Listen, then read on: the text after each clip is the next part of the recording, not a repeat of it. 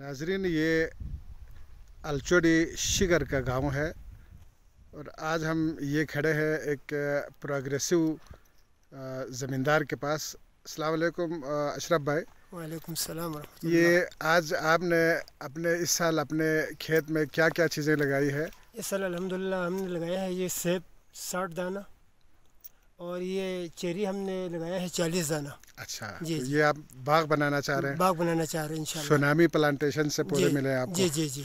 चलें, बहुत खुशी हुई। आपने माशाल्लाह तरतीब से लगाया सारे पौधे, ठीक है।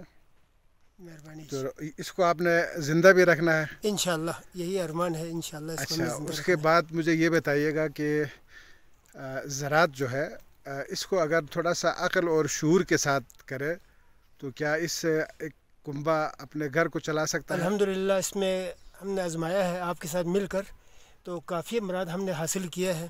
पिछले बरस प्याज में से सिर्फ हमने 30,000 हासिल किया है। उससे पिछले साल हमने अल्हम्दुलिल्लाह 50 साल प्याज में हासिल किया है और जो गाजर था उसमें अल्हम्दुलिल्लाह हमने 20,000 हासिल किया है। गाजर, वो सुर्ख गाजर आपने लाल काश किया गाजर, था? जी जी। बिल्कुल। नाजरीन, ये अशरफ साहब जो है ना अलचोड़ी गांव का है और तरक्की पसंद ज़मींदार है। वो 4-5 कनाल इनके पास ज़मीन है, उसी में गाजर भी काश करता है, सुर्ख प्याज भी काश करता है और ये इन्होंने 4-5 कनाल पे चेरी का ये बाग लगाया है।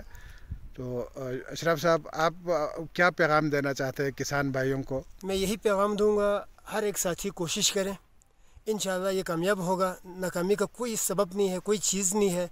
इंसान अगर थोड़ा सा हिम्मत करे, कोशिश करे तो इंशाल्लाह ख़ुद कफ़ील भी हो जाएगा, अपने पाँव पे ख़ुद खड़ा भी हो सकेगा। बहुत शुक्रिया। इंशाल्लाह।